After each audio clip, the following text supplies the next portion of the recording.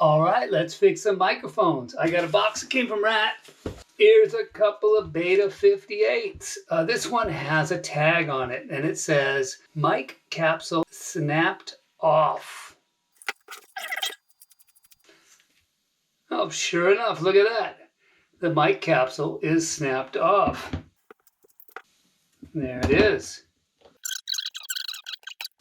And here's the cap, and there's the diaphragm. This Beta58 looks very much like an SM58 diaphragm. All right, well, this won't be being used at any time soon. But this part here may come in handy. Let's see what else we got. This one doesn't have a tag on it. Okay, these threads appear. If I screw that on, I'm never getting it off. So this is got some bent threads. Is it the grill or is it the mic? Let's go ahead and check against this one. Look at that, the grill screws on there just fine. And this other grill is tight on here. So this is the housing.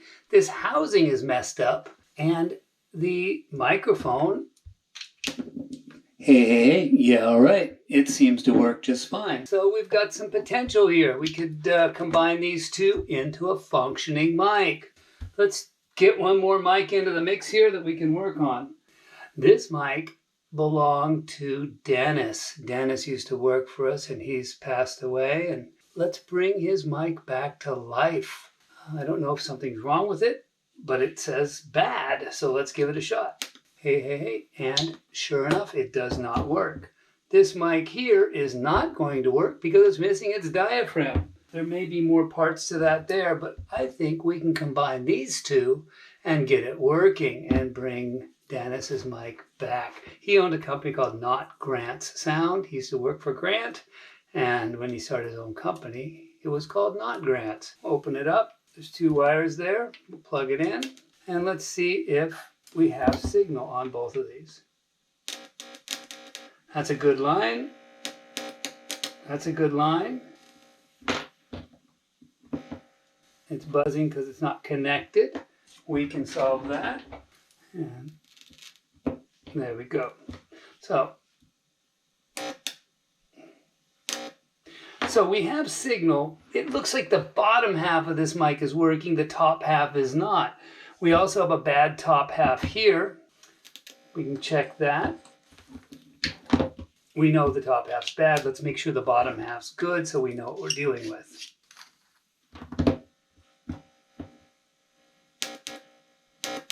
Same thing. So our transformers are good. We want to find out what's wrong with the top of this mic. Let's go ahead and open up the microphone here.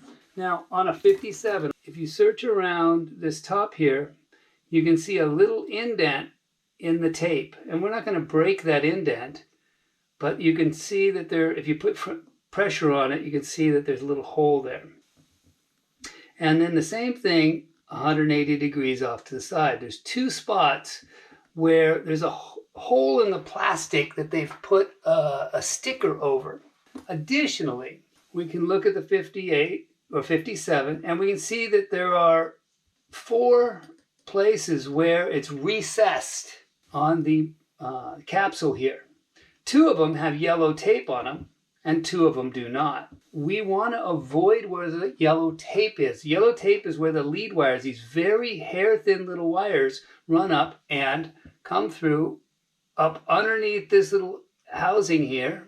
There's a little hole here, and connect to the voice coil. If we mess with where the yellow tape is, we might nick that wire and ruin the mic. So what we're going to do is take this indentation where the hole is in the plastic, and we're going to look through, and we can see through this little grill mesh here. There's a perforated aluminum black anodized mesh, and we're going to line up this indentation with a spot that does not have the yellow tape underneath. And once we've done that, we're going to take a screwdriver, something flat and thin, and we're going to go up underneath. We're going to lift the plastic a little bit, and we're going to push down. There's a clip up under here that we need to depress in order to pop this thing off. The clip, when we see it, I'll show, you'll know, you can try both sides. One side will work better than the other. And there we go, we got it. So now, by doing that, I'll be able to depress the clip and the top can come off. Now let's go ahead and take a look at that clip. The clip is C-shaped and it's got 2 tabs and then a central tab. When you remove this, you're going to want to hit that central tab. If you do it on the side that's got the 2 tabs, when you push it down, you're only going to get one of them. And what you want to do is be able to get this thing depressed. So what we're doing is these 2 ends will be hooked into one of the holes and the other side will be up into this other hole here.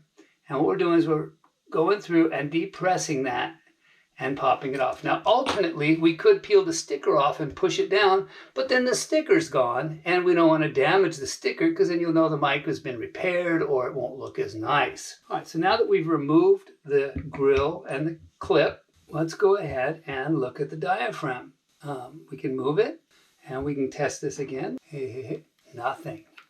Now the question is, where is this bad? It's a good possibility that this is not a good diaphragm. Remove the yellow wire. These wires are actually bent around. They're hooked through those holes. You got to give a little tug on them to get them out of there. And let's go ahead and undo the nut here. Washer. Okay, so let's go ahead and pull this apart. Pull this off. Now at this point, we do not want to spin this, and we do not want to remove the nut here because that will damage the mic. So now what we're going to do is hold the diaphragm and remove this from the capsule very carefully so we can see what's going on. And this is where we're going to be able to see what's wrong with this mic.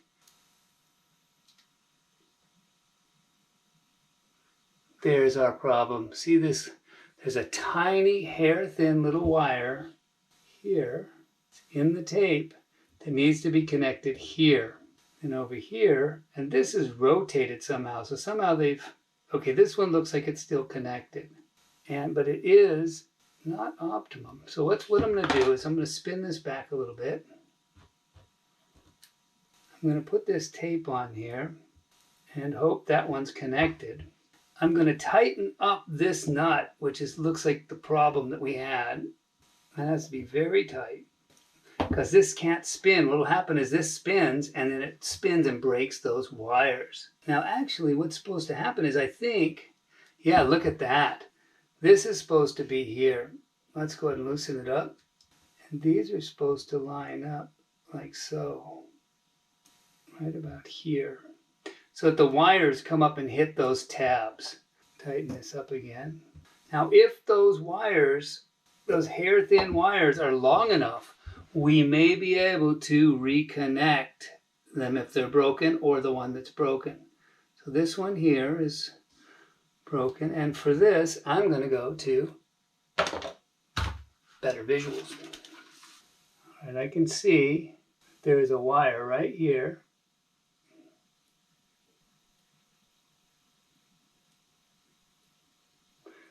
And I can see that this wire is broken off of this wire there. To make this a little stronger, I'm going to bend this tab down. And now it's closer, so I've got some more room to solder the wire on. I'm going to take the old wire that's broken off. I'm going to remove that. I'm going to take the new wire.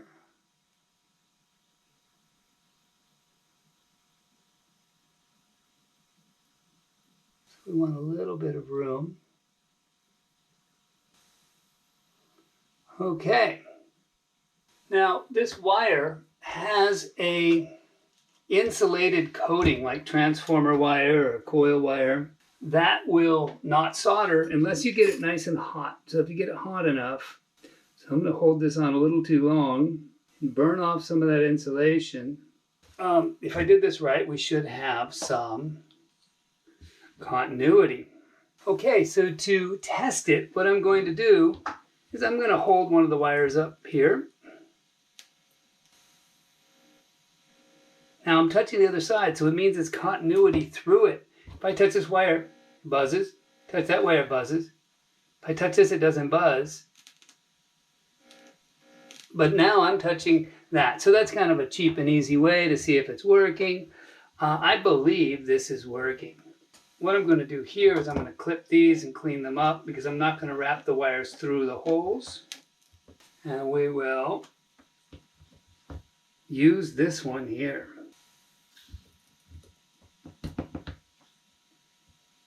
And we can pull this apart.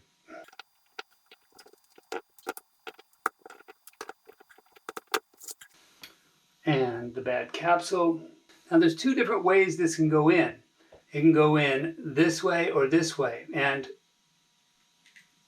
what we want, the way to tell which way it goes in is such that it lines up with this when it's correctly placed. So that looks great.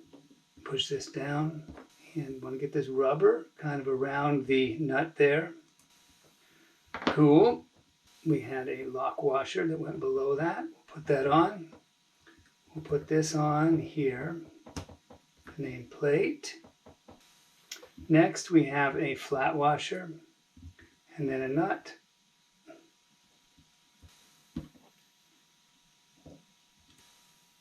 And we got to be careful. You don't want this to spin and twist those wires back off.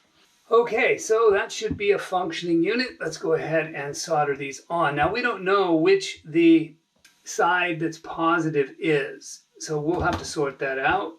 We'll just take a guess for now and hook it up the way that we unhooked it, and then if it's backwards, we will reverse it.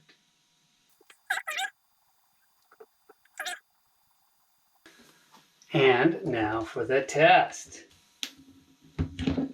Hey, 222. All right, we got ourselves a microphone.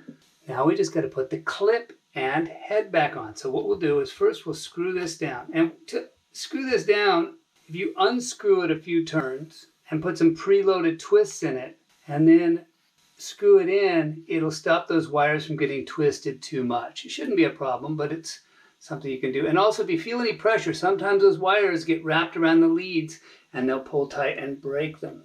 We'll tighten that up. Next we have to get the clip on. And we'll inspect the diaphragm and make sure there's no dents in the surround there. It looks clean. And we need to put this in. And to do this, what we're going to do is start with the side that is not open, the side that's sealed. And we're going to line that up, again, not near the yellow tape. We're going to put it over the blank spot at an angle, and we're going to slowly move this in. And we can grab this with the pliers and pinch these together if we want. And bring this in. We're just going to push this down so it gets up underneath the thing there. And if you did it right, make sure this black thing's all clear. It should snap in. And when you're done, if you've done it right, it should freely spin. Not loose, but kind of snugly spin. If it's too loose, it'll rattle. And that's a whole nother fix. So when you have the rattling grill, we can take those off, tighten up that clip, and make that work better. So no shaking, no rattling, no damage to the mic. And let's go ahead and see if it works. Yep. And we have ourselves a functioning mic and some spare parts. All right, well that's the 57. Let's go ahead and do a pair of 58s, Beta58s. All right, so these two, we have one that's got a bad housing and one that's got a bad capsule. So it looks like we're going to be doing a similar thing. So we'll check to make sure this works. Yes, it does. You can hear that that's brighter than the 57. And we're going to do a similar thing here where we want to switch out the capsule. So to open a Beta58a, we're going to want to loosen up this screw till it stops turning, because we're going to need to unsolder those wires at some point. Next, we need to remove this circlip that's embedded in the housing here. So having some circlip pliers is going to be handy for this. Okay, we're connected to the circlip and squeeze and pull. There we go. Now, once that circlip is removed, should be able to gently lift this out. And if those wires are, when we undo those wires on the other side, we should be able to remove it completely. So let's go ahead and do that. And to remove those wires, we're going to do this. Pull that out gently, not too hard because it'll tear those wires. They're very small. Slide this shrink wrap back. And we have red to pin 3 and blue to pin 2. Let's go ahead and pull those off. Red to pin 3, blue to pin 2. It's probably good to write it down, but I'll try and remember it. And there we go. The inside of a Beta58a. Oh, we can see the transformer shifted a little bit in its position here. It's supposed to be a little straighter. Let's push this transformer into its proper spot. And this one here, we need to remove the circlip. There we go. The easiest way to get the circlip out is going to be using the circlip pliers. And when you pinch it, push down on it and kind of tilt it up so the back end of the circlip rises out of there. That'll make it a little easier to remove it. And now we want to loosen this XLR. Remove this. It's good to put your finger there as a brake because it's easy to have it slip and just yank those wires out. Because there's this grounding flare here that scratches against the inside of the housing and creates the ground. So pin 1 goes to this flare, and then the pin 1 is carried by the housing. And that kind of sticks. So when you pull it out, it'll make it difficult to pull and then really easy. And it's very common to tear those wires apart if you're not careful. This one I don't care too much because we're going to get rid of that gut. Very nice. All right, so let's go ahead and slide this out. Now we want to put the good capsule into the good housing. Twist these wires up a little bit. All right, so when we're putting this back in, there's an alignment here we want to pay attention to. There's a little tab right here, and if you look down in the housing, there's a notch for that tab. There's 2 notches, but it's the wider of the 2 notches. So what we're going to do is push this down in, make sure our wires come through, and we should be able to feel it once it lines up to it. And once it's in the right spot, it won't turn. It kind of locks into place. Next, we want to collapse that circlip. Okay. I got the circlip most of the way in, but the back side is not in, so I'm going to try and push that in with the pliers here and see if I can, there we go, snap it in. So I just got it a little bit in on the one side and kind of muscled the rest of it in. Now to protect the grill, I'm going to grab the nicer of the 2 grills, and to protect the capsule, I'm going to put the grill on. Okay, so let's go ahead and solder this back in. And to do that, what I'm going to do is these wires, they use long wires and they stuffed them all the way in the holes.